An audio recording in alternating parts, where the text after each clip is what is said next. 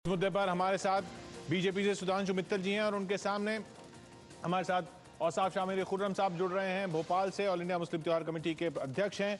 लेकिन मेरा पहला सवाल खुर्रम साहब आप ही से कि ये देश के प्रधानमंत्री का इस तरह से अपमान करने की क्या जरूरत है, क्यों?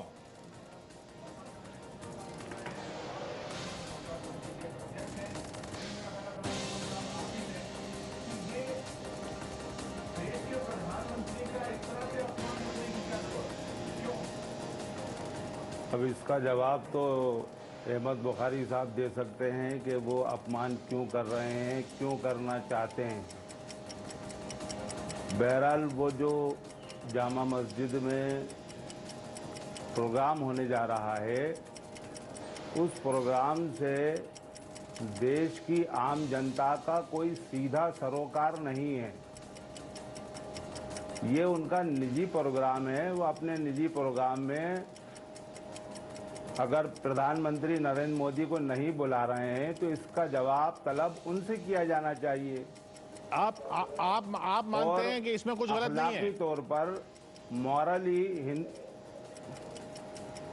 अखलाकी तौर पर मॉरली हिंदुस्तान के दूसरे लोगों को अगर बुलाया जा रहा है, दावत दी जा रही है, तो अगर प्रधानमंत्री नरेंद्र मोदी को भी दावत दे दी जाती है तो कोई हर्ज नहीं है। अब प्रधानमंत्री वहां पहुंचकर मुबारकबाद देते हैं या एतराज जताते हैं, ये एक अलग बात है। यानी ये देखिए, लेकिन जी, हिंदुस्तान के वजीर आजम को नज़रअंदाज करना और दूसरे मुल्कों के वजीर आजम को बुलाना, ये एक ज़ाती फैसले की बात है। इसमें आम हिंदुस्तानी मुसलमानों का कोई सरोकार नहीं है और वो आम हिंदुस्तानी मुसलमानों का कोई प्रोग्राम भी नहीं है। जो मित्तल साहब, उनके घर का निजी प्रोग्राम है।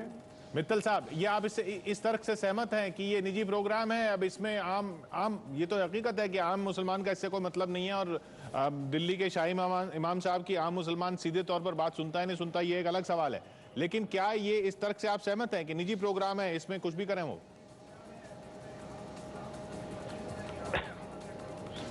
पहली बात तो ये है कि ये एक धार्मिक कार्यक्रम है जामा मस्जिद का, जी, शाही इमाम का की घोषणा होनी है। इसको दस्तरबंदी कहते हैं। जी, दस्तरबंदी की धार्मिकता को देखते हुए उसमें राजनीति नहीं करनी चाहिए थी।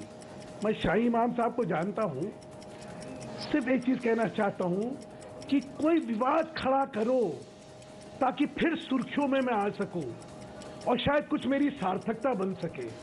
नहीं तो आवाम ने और हिंदुस्तान के मुसलमान ने तो भुला दिया उनको। अच्छा, प्रश्न इसमें नरेंद्र मोदी जी को बुलाया नहीं बुलाया वो इतना महत्वपूर्ण नहीं है, वो बाद में आऊंगा मैं। सबसे ज्यादा महत्वपूर्ण है कि इस समय, जिस समय देशभक्ति का ये तगादा है कि नवाज शरीफ को निमंत्रण नहीं देना चाहिए था, उस समय ये करके हिंदुस्तान के मुसलमानों को जो है ये एक गलत संदेश देने की कोशिश कर रहे हैं। इनको एक चीज कहना समझना चाहिए, हिंदुस्तान का मुसलमान देशभक्त है। वो इस सरजमीन को अपनी मातृभूमि मानता है, वो पाकिस्तान की तरफ नहीं देखता। लेकिन ये राजनीति कर रहे हैं उसमें दिखाने के लिए। देखिए, मुसलमान जो है उधर देख रहा, मुसलमान नहीं देख रहा। और अपनी सिर्फ इस तरह एक विवाद पैदा कर दें ताकि फिर सुर्खियों में आ जाए और फिर हम जो है खुर्रम साहब, इतना तो आप मानेंगे। जामा मस्जिद को मैं जानता हूँ। जी, मैं एक मिनट, ये आपने जो बिंदु उठाया ना इस पे, खुर्रम साहब, इतना तो आप मानेंगे कि इस वक्त ये नवाज शरीफ साहब को बुलाना नहीं चाहिए था। जी, वो देश भर के मुसलमानों की नुमाइंदगी करने की तरह बात कर रहे हैं। तो हिंदुस्तानी हुकूमत को फैसला नहीं, हिंदुस्तान, आप कह रहे हैं हिंदुस्तानी हुकूमत को फैसला करना है कि उन शाही इमाम को फैसला करना है कि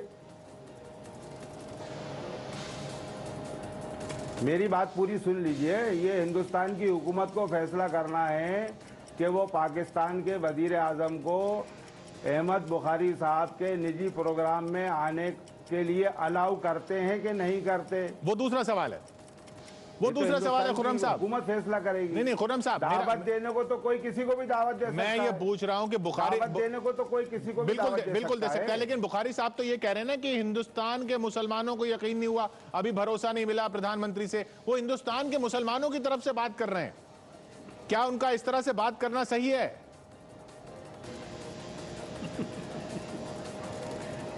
भाई वो जामा मस्जिद के इमाम है, पूरे हिंदुस्तान के पेशवा, मुसलमानों के पेशवा तो नहीं है।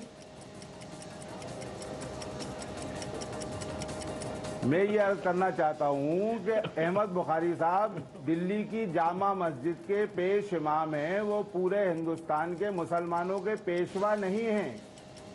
पूरे हिंदुस्तान के मुसलमानों की जानिब से फैसला करने का उनको हक ही नहीं है। हक ही नहीं है मित्तल साहब। तो इसको इसी तरह से देखा जाए कि उनको हक ही नहीं है, वो अपने लिए सुर्खियां जुटाने के लिए ही ये कर रहे हैं। मित्तल साहब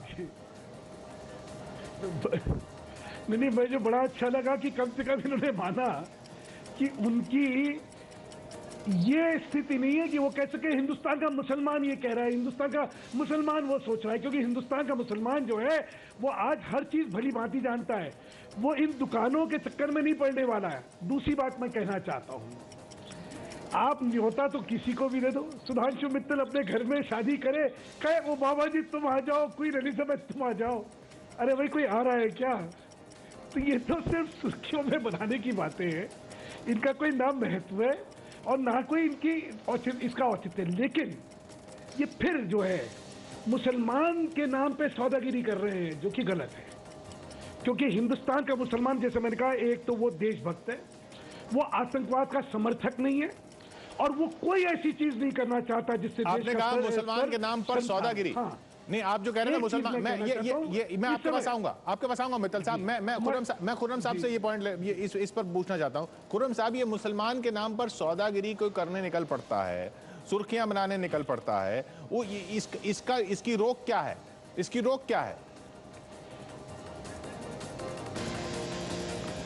इसके लिए मैं आपसे गुजारिश करना चाहता हूं, खासतौर से इलेक्ट्रॉनिक मीडिया के साथियों से, कि वो ऐसे आधारहीन बेसलेस जो लोग हैं उनको महत्व ना दें, उनको बार बार हाईलाइट ना करें, तो वो उनकी पोजीशन अपने आप सामने आ जाएगी। और जो इशू वो उठा रहे हैं कि हिंदुस्तान के मुसलमानों के वजीर आजम के तौर पर नहीं काम कर रहे नरेंद्र मोदी, वो इशू गलत है?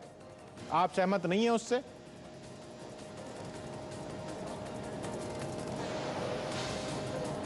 वजीर आजम ना तो हिंदुओं का होता है ना मुसलमानों का होता है।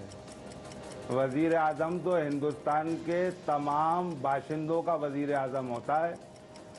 अब वजीर आजम अगर शपथ लेने के बाद कोई ऐसा काम करते हैं जिससे किसी कौम के जज्बात मजरू होते हैं या हक तलफी होती है, किसी के अधिकारों का हनन होता है, तो इसको वजीर आजम को देखना चाहिए कि उनके नीचे काम करने वाले लोग कोई ऐसा काम ना करें कि किसी क्या अभी तक ऐसा कुछ हुआ? मुसलमान भी हिंदुस्तान के नागरिक हैं, उनको भी अभी तक ऐसा कुछ हुआ खुर्रम साहब? अभी तक तो हिंदुस्तान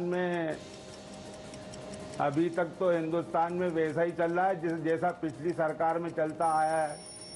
कोई बदलाव या अच्छे दिन तो नहीं आए। नहीं, अच्छे दिन को छोड़िए, मैं ये पूछ रहा हूं कि कोई बुरे दिन तो नहीं आए?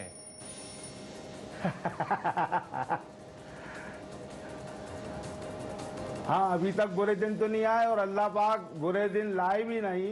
जी बिल्कुल, यही खुशहाल रखे परवरदिगार। अब मित्तल साहब, आपका पॉइंट। हिंदुस्तान में अमनो अमान रहे, खुशहाली रहे।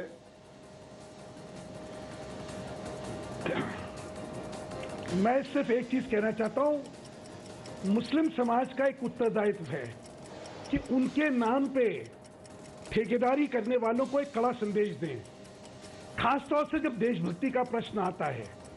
नवाज शरीफ को बुला के जो बात नहीं, ये मुस्लिम समाज को अपनी देशभक्ति साबित क्यों करनी पड़े? ये संदेश नहीं, किसी को इसलिए देशभक्ति साबित करने पड़े, आप करें कि जिम्मेदारी है उनकी। मैंने तो आपसे खुद ही कहा मैंने क्यों जिम्मेदारी कहा है, ताकि कोई जना ये हिम्मत ना करे। मैंने पहले आपसे कहा कि इस देश का मुसलमान देशभक्त है, लेकिन जो उनके नाम पे ठेकेदारी कर रहे हैं उनको इस बात का मुंह तोड़ जवाब देना चाहिए कि नहीं, हमारे को नहीं खींचो, तुम्हें अपनी दुकानें सजानी हो सजाते रहो, लेकिन हमारे नाम को लेके तुम ये ठेकेदारी नहीं करोगे। कम से कम क्योंकि इससे वो सारे समाज को कटघरे में खड़े करने की कोशिश करते हैं, जो गलत है, लेकिन बिल्कुल गलत है। और कोशिश लेकिन कामयाब नहीं हो रही ना मित्तल साहब, कोशिश कामयाब कहाँ हो रही है? खुर्रम साहब हमारे साथ हैं, कम से कम खुर्रम साहब हमारे साथ हैं, वो तो कोशिश को कामयाब बिल्कुल नहीं होने दे रहे। बहुत बहुत शुक्रिया आपका। सपोर्ट करा मेरी बात को। बिल्कुल किया। बहुत बहुत शुक्रिया खुर्रम साहब। और मित्तल जी